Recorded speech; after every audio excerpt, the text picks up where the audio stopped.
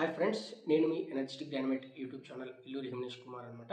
అయితే చాలామంది ఒక 3, 4 మెంబర్స్ పర్సన్స్ అడిగారనమాట. వాళ్ళు ఒక సజెషన్ కూడా చెప్పారు. అయితే ఈ బీఫార్మసీ అయిన తర్వాత ఏమేమి జాబ్ ఆపర్చునిటీస్ ఉంటాయి? మాకు కొంచెం క్లారిటీ ఉండడం లేదు. మీరు మీకున్న ఎక్స్‌పీరియన్సెస్ ద్వారా మాకు కొంచెం నాలెడ్జ్ అనేది షేర్ చేయండి. ఎటువంటి జాబ్ ఆపర్చునిటీస్ ఉంటాయి? బీఫార్మ్ తర్వాత వెంటనే ఎంఫార్మ్ చేయకోకుండా అని అడిగారు. సో, నేనైతే ఇంక క్లియర్‌గా నేను ఒక మంచిగా ఎక్స్‌ప్లెయిన్ చేస్తాను వినండి. ఫస్ట్ ఆఫ్ ఆల్ ఏంటంటే వీడియో స్కిప్ చేయకోకుండా చూడండి. అప్పుడే మీకు క్లారిటీ అనేది వస్తది. అదే స్కిప్ చేసుకుంటా ఫార్వర్డ్, బ్యాక్‌వర్డ్ చేసేసుకుంటున్నారనుకో అదరా బదరా పదరా మగడా అన్నట్టు అయితదనమాట.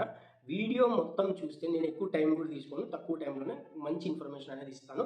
మీరు వీడియో అనేది స్కిప్ చేయకోకుండా చూడండి. మీకు మంచి క్లారిటీ వస్తది. బీఫార్మ్ తర్వాత ఏమేమి ఆపర్చునిటీస్ ఉంటాయి. ఇప్పుడు ఎవరైతే గనక B Pharmacy 4 years actually bachelor of pharmacy 4 years inter తర్వాత 4 ఇయర్స్ అనేది ఉంటదనమాట కోర్సు. ఆ కోర్సు అయిన తర్వాత జాబ్ ఆపర్చునిటీస్ ఏముంటాయి అనేది నేను ఇక్కడ మీకు క్లారిటీగా ఎక్స్‌ప్లెయిన్ చేస్తాను చూడండి. ఫస్ట్ ఫార్మసిస్ట్ జాబ్ అనమాట. అంటే ఇప్పుడు మనకు ఫార్మసీస్ ఉంటాయి. ఇప్పుడు మెడికల్ స్టోర్స్‌లో మనం ఫార్మసిస్ట్‌గా జాయిన్ అవ్వచ్చనమాట బీఫార్మ్ తర్వాత. ఆ తర్వాత డ్రగ్ ఇన్స్‌పెక్టర్. ఇప్పుడు డ్రగ్ ఇన్స్‌పెక్టర్ డీఐ ఎగ్జామ్ అని అంటారనమాట. డ్రగ్ ఇన్స్‌పెక్టర్ ఎగ్జామ్ కూడా రాసేసి డ్రగ్ ఇన్స్‌పెక్టర్ కూడా అయ్యే ఛాన్సెస్ ఆ ఆపర్చునిటీ కూడా ఉందనమాట. తర్వాత క్లినికల్ రీసెర్చ్ అసోసియేట్. అంటే ఇప్పుడు ఇది క్లినికల్ రీసెర్చ్ అసోసియేట్ అంటే ఏంటి అంటే కంప్లీట్‌గా మనకు ల్యాబ్‌కి సంబంధించిన వర్క్ అనమాట. ల్యాబ్ అంటే గనుక ఇప్పుడు లైక్ హాస్పిటల్ గాని, ఇప్పుడు డ్రగ్ సేఫ్టీ ఆహ్, అండ్ ఎఫెక్టివ్‌నెస్ దాన్ల మీద వాళ్ళు వర్క్ చేస్తారనమాట. Clinical research associate. ఇంకొకటి మెడికల్ రిప్రజెంటేటివ్. మెడికల్ రిప్రజెంటేటివ్ అంటే గనుక ఏంటంటే ఇప్పుడు కొన్ని కంపెనీస్ మెడికల్ రిప్రజెంటేటివ్స్‌ని హైర్ చేస్తాయన్నమాట. వాళ్ళేంటంటే మార్కెట్‌లోకి మెడికల్ డ్రగ్స్ అనేది వాళ్ళు ప్రమోట్ చేస్తారనమాట. ప్రొవైడ్ చేస్తారనమాట. దాన్ని మెడికల్ రిప్రజెంటేటివ్ అని అంటారనమాట. ఆ తర్వాత ఫార్మాస్యూటికల్ మార్కెటర్. అంటే ఇప్పుడు మన ఫార్మాస్యూటికల్ డ్రగ్స్ ఏవైతే ఉన్నాయో అంటే మెడిసిన్స్ ఏవైతే ఉన్నాయో అవి మార్కెట్‌లోకి వాళ్ళు తీసుకెళ్తారు. దాన్ని ఫార్మాస్యూటికల్ మార్కెటర్ అని అనమాట. అంటే ఈ ఆపర్చునిటీ కూడా ఉంటది. తర్వాత కెమికల్ టెక్నీషియన్. ఇప్పుడు ల్యాబ్స్ ఉంటాయి. ఇప్పుడు మనకు కాలేజెస్‌లో గాని లేదంటే గనక బయట ల్యాబ్స్ ఉంటాయన్నమాట. కంపెనీస్‌లో ల్యాబ్స్ ఉంటాయి. అక్కడ మనం కెమికల్ టెక్నీషియన్‌గా కూడా వెళ్ళొచ్చనమాట.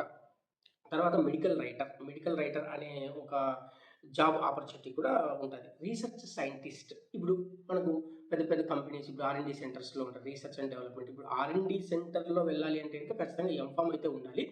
బీఫార్మ్‌తో చాలా తక్కువ రేర్ కేసెస్‌లో రీసెర్చ్ సైంటిస్ట్‌గా జాబ్ అయితే వస్తది. బట్ క్యూఏ క్వాలిటీ అష్యూరెన్స్ గాని, క్వాలిటీ కంట్రోల్ గాని, క్యూసీలో గాని, లేదంటే ఏపీఐలో గాని దాన్లలో ఆహ్, రీసెర్చ్‌లో అనేది సైంటిస్ట్‌గా వెళ్ళొచ్చు. ఆపర్చునిటీస్ చాలా తక్కువ బీఫార్మ్‌కి మన కంపెనీస్‌లో. But they can try. Not a problem. Okay. ఆ తర్వాత పాథాలజికల్ ల్యాబ్ సైంటిస్ట్. అంటే ఇప్పుడు మనం బ్లడ్ టెస్ట్‌లు లేకోకుంటే గనుక యూరిన్ అనాలిసిస్ టెస్ట్‌లు హాస్పిటల్స్‌లో దీనిలో హాస్పిటల్ ఫార్మసిస్ట్‌గా కూడా వెళ్ళొచ్చనమాట. ఈ పాథాలజికల్ ల్యాబ్ టెస్టింగ్ పర్సన్‌గా కూడా వెళ్ళొచ్చు. ఆ తర్వాత ఫైనల్‌గా ఏంటంటే మీకు ఒకవేళ బిజినెస్ ఆపర్చునిటీ ఏమన్నా ఉంది. లైక్ నా దగ్గర డబ్బులు దండిగున్నాయి. నేనే ఓన్‌గా బిజినెస్ పెట్టుకుంటాను అని అంటే హ్యాపీగా ఒక 10,00,000 పెట్టుకుంటే గనక నువ్వే ఒక బిజినెస్ పెట్టుకొని స్టార్టింగు మెడికల్ స్టోర్ పెట్టుకొని ఆరాంగా నువ్వే చేసుకోవచ్చు. Business opportunity, business mind persons ఉంటే జాబ్ కాకోకుండా వాళ్ళకి నేను చెప్తున్నా. ఇది ఒక టైప్ ఆఫ్ జాబ్ ఆపర్చునిటీస్. తర్వాత బీఫార్మ్ తర్వాత ఇంకొక సెక్టార్ కూడా ఉంది. ఇదంతా ఏంటంటే ఇండస్ట్రీ సైడ్ అనమాట.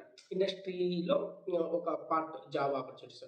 అదే మీరు ఒకవేళ work from home jobs try చేస్తున్నారు. లేదు అంటే గనుక ఫార్మాలోనే ఐటీ సెక్టార్ సెపరేట్‌గా ఉంది.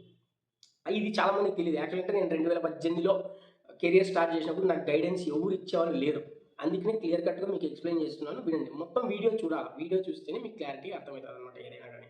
అయితే ఆఫ్టర్ బీఫార్మ్ 4 ఏళ్ల తర్వాత ఫార్మా ఐటీ జాబ్స్ ఏవున్నాయి అంటే గనక first one pharmaco vigilance job. Pharma IT అంటే గనక ఫార్మాలోనే ఇన్ఫర్మేటివ్ టెక్నాలజీ సైడ్ అంటే లైక్ ల్యాప్‌టాప్ ముందర పనిచేసే జాబులు అని చెప్పొచ్చు. క్లియర్ కట్‌గా అందరికి అర్థం కావాలంటే. ఓకేనా?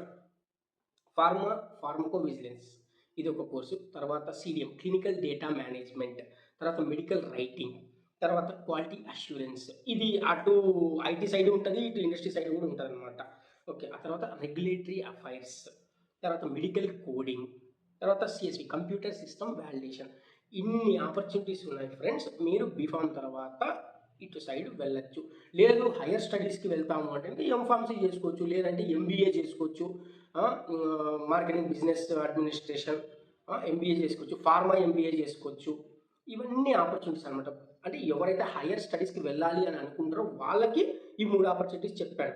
ఎంఫాము, ఎంబీఏ, ఫార్మా ఎంబీఏ, ఈ 3 అనమాట. లేదు అబ్రాడ్ వెళ్ళి నా దగ్గర డబ్బులు దండిగా ఉన్నాయి, మా నాయన బాగా సంపాదించినాడు అని అనుకుంటే అబ్రాడ్ వెళ్ళి మీరు ఎంఎస్ కూడా చేసుకోవచ్చు, తప్పేం లేదు. ఇన్ని ఆపర్చునిటీస్ ఉన్నాయి ఫ్రెండ్స్ బీఫార్మసీ తర్వాత. ఇది క్లారిటీ వీడియో. ఇంకా ఏమైనా మీకు డౌట్స్ ఉంటే కనుక నాకు కామెంట్ సెక్షన్లో పెట్టండి, దాని మీద కూడా మీకు క్లారిటీగా నేను ఒక వీడియో అనేది చేస్తాను.